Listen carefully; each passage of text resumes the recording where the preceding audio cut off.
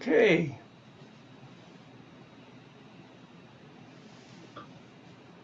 The floor is open to anybody who'd like to speak. Okay, Allison.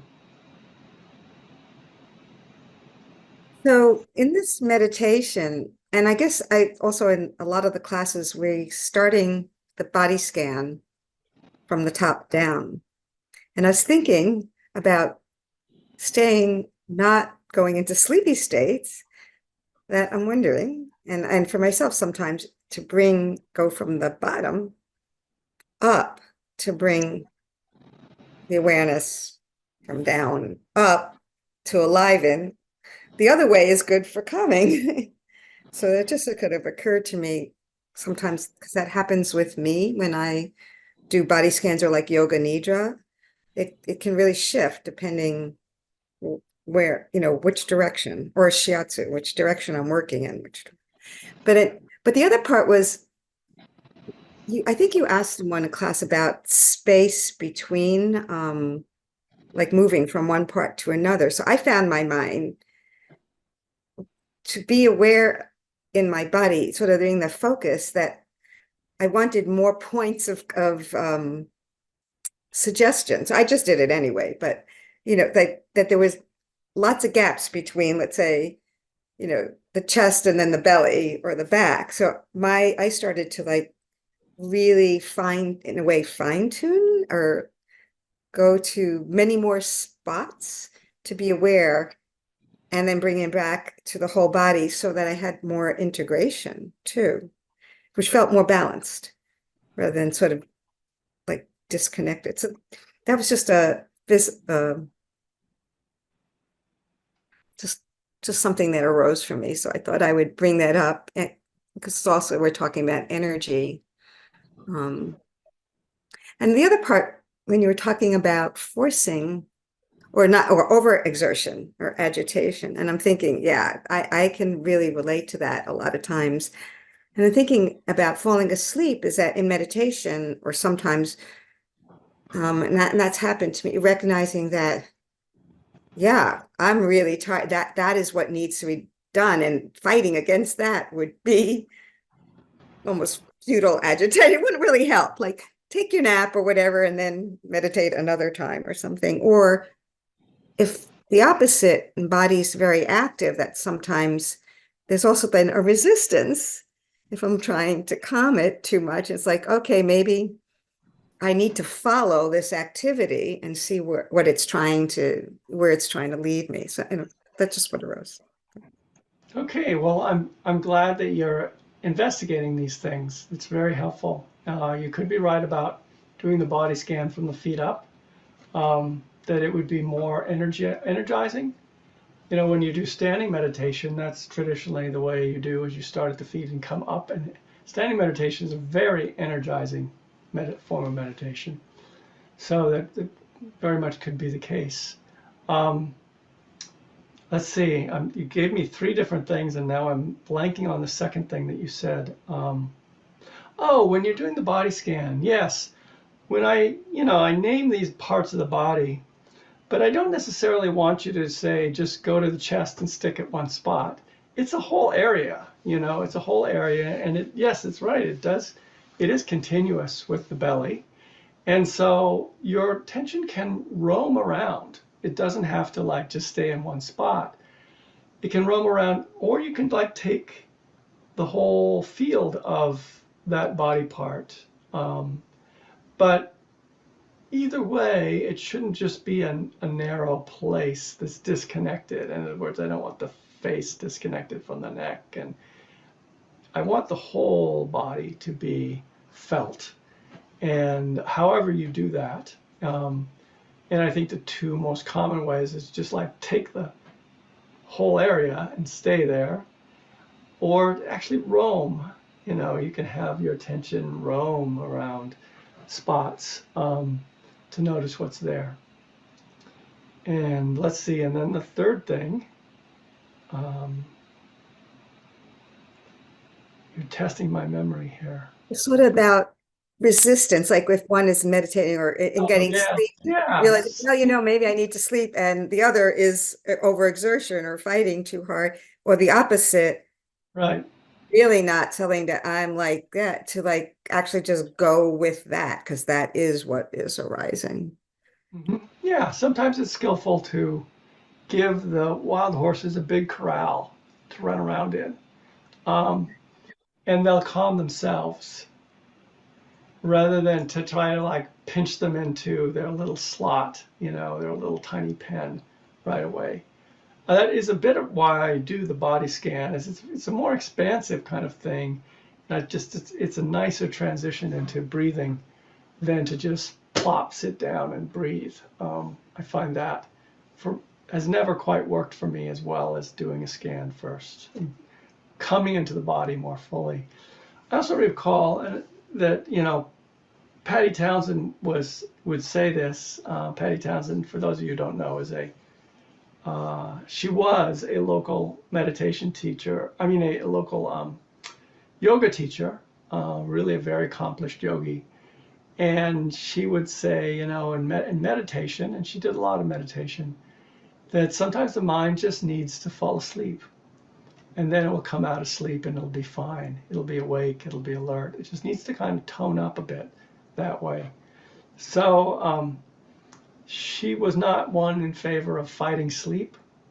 The Theravadan Buddhist tradition is one where they have all sorts of remedies for sleep, which involve fighting it. But I actually think that she's right in many ways, that just you cannot resist some of these extremes and you will find your own balance to one degree or another. Um, all right. Thank you, Allison. Thank you. All right, Catalina. Yeah, I was very I like it a lot. Your idea of that equanimity, you kind of gain it through paying attention, through the exercise of mindfulness, of the exercise of paying attention. Yeah. You gain energy by gaining attention, and yes, and mindfulness is the basis of equanimity. Right. Yeah. Yes. So I was practicing a lot of like, yes, paying attention. And one thing that it's a little tricky for me is about the delusion.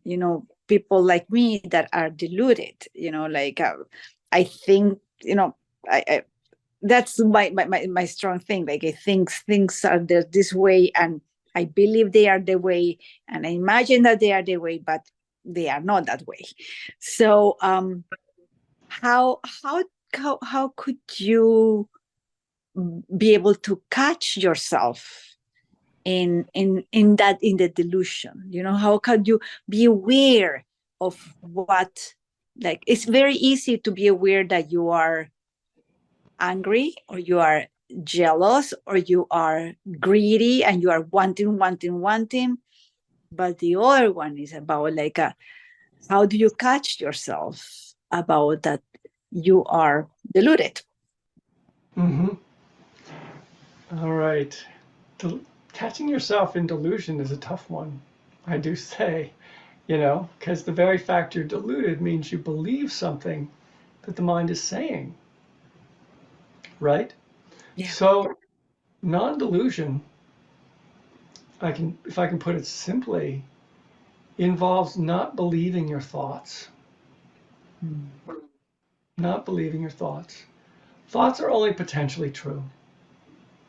Just because a thought has arisen in your mind doesn't mean that it's true. Just because a perception has arisen in your mind doesn't mean that it's true. You may believe, say, that you are, something about somebody else. It may not be true. It's just a belief you have. It's a perception you have of them. Um, and so the most common delusion we have is to believe our own thoughts, to give more credence to our own thoughts than they should by nature have. And it's a paradox, of course, because what else do you do as a human being besides think and act on your thoughts, you know? So there's a subtle kind of layer of discernment about thoughts. So we have to be discerning about thoughts. Which thoughts are potentially not true that we're having, that we don't have to believe? I mean, to not believe a thought doesn't mean saying it's untrue. It just means you don't know, you know? It's a perception. It's just a perception arising. It's not one that you've yet really verified. And so discernment is always there kind of saying, okay, is there really evidence for what I'm perceiving? Let me investigate further, you know? So the investigation factor is really important in discernment. And it's, you know, the meditative discernment isn't so much about thinking. That's thinking. Meditative discernment is about actually having a mind that penetrates in the moment into a state and into a place that's happening and sees clearly what's happening there, you know? So to discern, one is in delusion. It's very difficult, but it's more about like noticing beliefs that you have attached to that you don't actually know are true. That's a really powerful way to proceed. You know, this can sound like something that would drive you nuts if you did it too much. And so you have to be gentle with it, you know. But you go through your day. Sometimes you have these opinions about other people. Those are often aversive. So you may notice aversion, but they may not be aversive. You may just have these opinions, these evaluations of people. And it's sometimes helpful to kind of remind yourself, do I really know? And so non-delusion sometimes can feel like being comfortable with not knowing things. If that makes any sense, Catalina. Yeah. Yeah, I think that the investigation tool there is really very important to be able to, And to know that reality and thoughts are different. Reality is complex and interrelated. And thoughts tend to like simplify things into these chunks of, you know, statements. So, I mean, even a word like pain, for example, it's loaded. It seems to name something, but if you actually go into sensations, the one word pain covers numerous experiences of unpleasant sensation. And so we have a big reaction to the word pain, but actually there's just kind of numerous grades and different qualities of sensations that one clunky word says. And so to be deluded, sometimes we just like, oh, you know, we're reacting to the thought, we're reacting to a word, we're reacting to a label. You know, and if I may say, the political world is very much about slapping labels on people so that you react to them and you will vote the way you want or give money the way you want. There's often a kind of a labeling that's done. And I think it's intrinsically dangerous, that kind of labeling, as useful as it is in the political world. If you want to win, be very careful of the labels that are put on people. Or, you know, there's the potential for a lot of delusion there, of making things simpler than they are, not seeing people for what they are, for their complexity.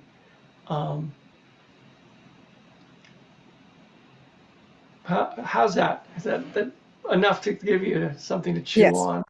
What it is to be delusion? Thank you so much. Thank you. Yes. You're welcome. Okay, it's Jennifer or Nick. Somebody there. Yes, it's me. I'm wondering if you think that one could have equanimity without meditation. You know, meditation isn't for everybody. I believe that there are really wise people in the world who have never formally learned to meditate. And how they got there, probably a lot in the school of hard knocks, um, probably a lot of dealing with things and seeing the consequences of their reactivity and learning to remain calm. You know, around the world, there are all sorts of kinds of forms of practices and medicines even that talk about balance. You know, Chinese medicine is about balance. Ayurveda in India is about balance. You know, the indigenous medicines that I know of are about balancing out energies, balancing out people in some way. So, and they don't necessarily sit and meditate. You know, that's kind of the Buddhist thing par excellence, also a Hindu thing, comes from South India. Um, there are things, for instance, that are done, say like Tai Chi, that are really, I think, meditation, but they're not called meditation. Um, but all that being said, yes, absolutely, I think there are people who reach a deep state of equanimity and they don't necessarily meditate. Some of them pray, you know. Prayer is a path for many people, which is a kind of meditation in my mind. I think of it as meditation, but I think it's worth distinguishing that some people put themselves in the presence of God, and that begins to clarify things. It begins to open their heart. It begins to make them see more with the eye of the heart. Um, and all that can lead to equanimity. Got it. All right.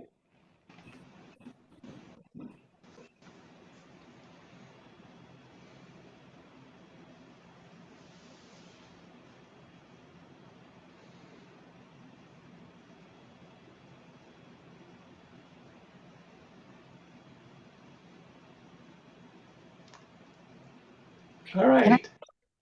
Oh, Jennifer, you want to tag Yeah, something up? I didn't want to imply that I don't think that meditation is the way for me. Hmm. Um, but I find it curious, and I don't know if it's just the way I'm built, but in my head, I know that I don't know, but it seems there's a lot of value in meditation. But but why aren't I doing it on the regular basis? And Mm. then there's other things in life like that too. So then I wonder what's going on in my head that doesn't understand the value um, Good of question. meditation. Right. Yeah. Yeah. Do you have a time of day when you would meditate? I mean, I find that one of the things that prevents people from being able to meditate is the idea that they'll get to it sometime. I would never get to meditate if I approached it that way. I would just come to the end of the day every day. It's like, oh, I didn't meditate. So I meditate first thing in the morning. I drink my tea and I sit, you know, and it's really a habit. I know when it's going to happen. There might be occasional moments later in the day when I will sit too, but they're optional. Um, and if they don't happen, at least I meditated that one time in the morning. So knowing when it's going to happen. And then there's this other factor of mind, which is called resolve. If you resolve to meditate, you'll do it. If you're unresolved as to its, you know, as to whether you're really going to do it or not, you'll probably not do it. So you have to kind of notice what's the level of resolve in the mind. And this might not be typical of meditation teachers, but I think it's okay not to meditate. Believe it or not, I've gone through periods where I've meditated very little. It just didn't feel right. It didn't draw me.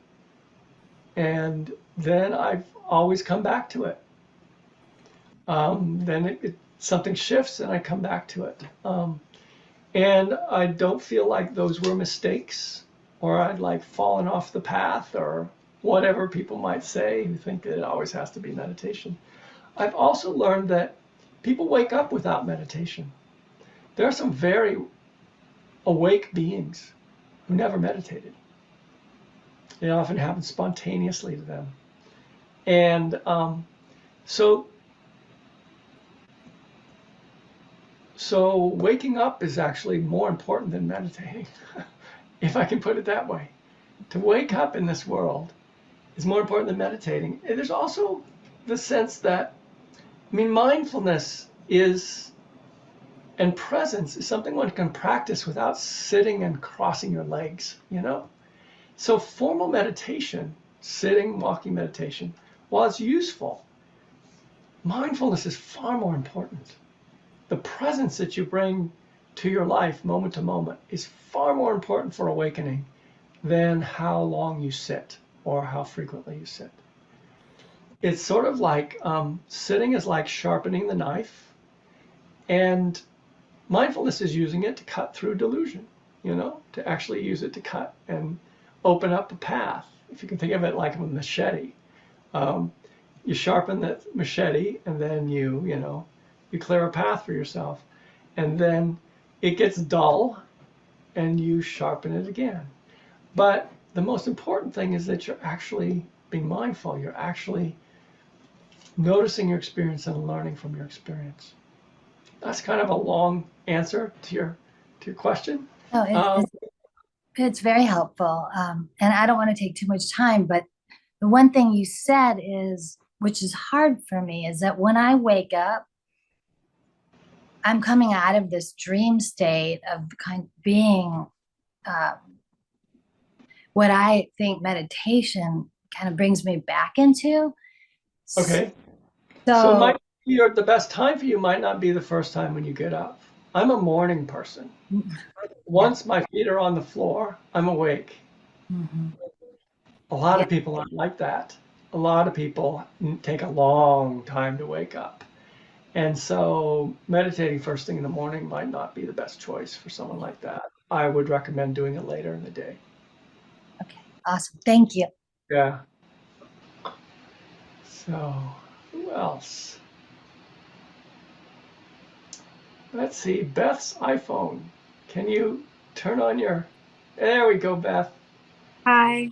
I I was see you. wondering, related kind of to like practice in the world, when you're like really energized in like an intense emotion, like say, noticing like rage coming up, but you're like observing it, like you're not completely pulled into it, but it's like very alive.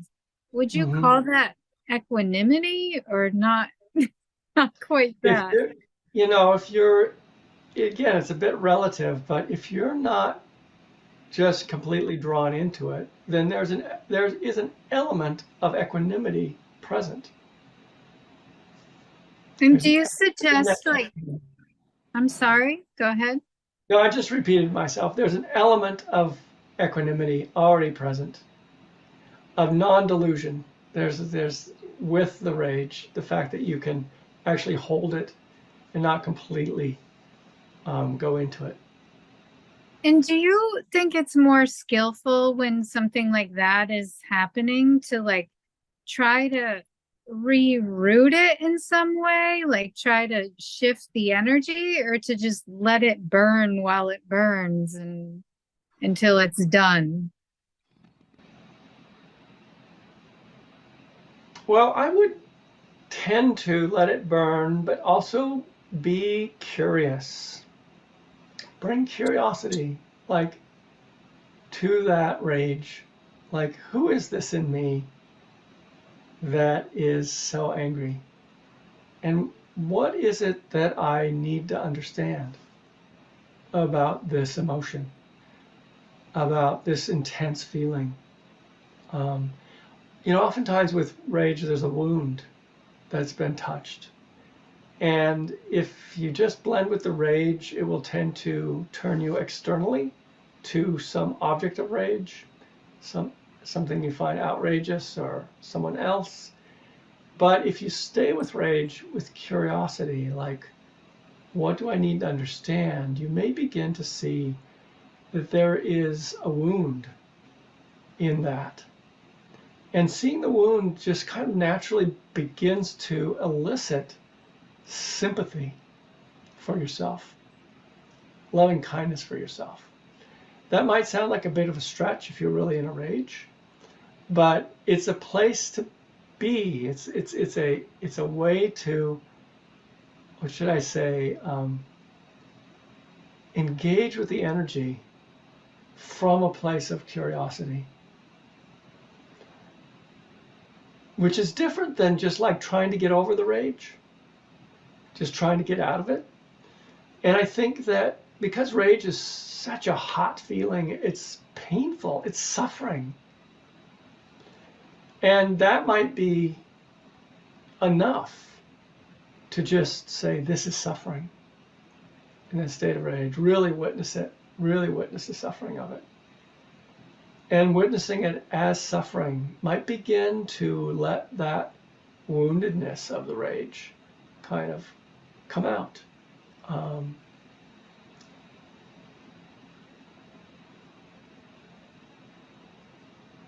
Yeah, so rather than waiting for it to pass, think of it as an opportunity.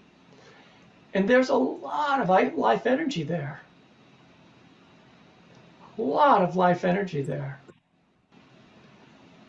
And so I don't necessarily want that to just dissipate. That'll leave you in a calm state again. But perhaps you could be wiser if you actually turn towards the rage with curiosity and wanting to know.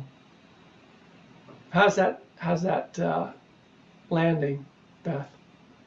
Yeah, that's good. That makes sense. Thank you. All right, you're welcome.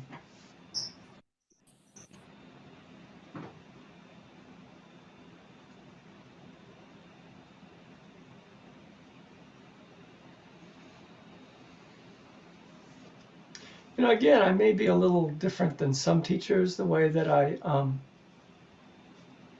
actually think that feeling emotions has a lot to do with equanimity rather than not feeling emotions, which is sometimes people's image of equanimity, actually feeling them, but feeling them from a certain place of presence and balance and curiosity, not just being immersed in a strong emotion, but in some way being with yourself in that. And, you know, sometimes those energies open us up. Sometimes an anger can be a bridge from a very shut down state into one that's more alive.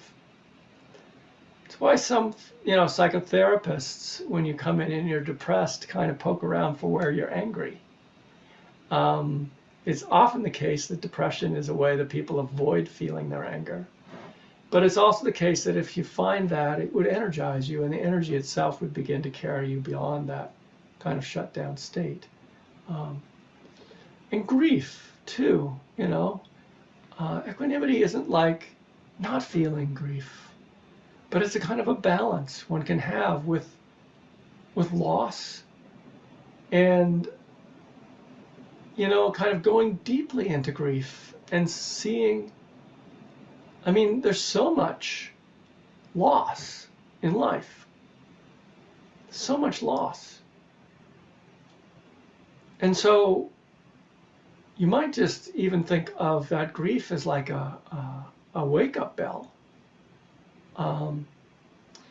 And, you know, there's certainly pain in it, but there's love in it. You wouldn't feel grief if there weren't love. And love is not just attachment in the kind of the Buddhist sense of clinging to something. There's often love in grief. And fear is another emotion, very strong. And it's possible to be with fear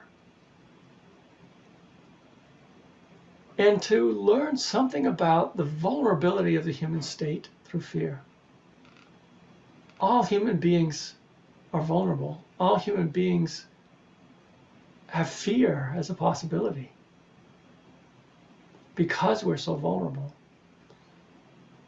And so you can turn with curiosity towards these emotional states, and they can actually bring you into your heart, in a sense. Be well, everybody, and I'll see you next week.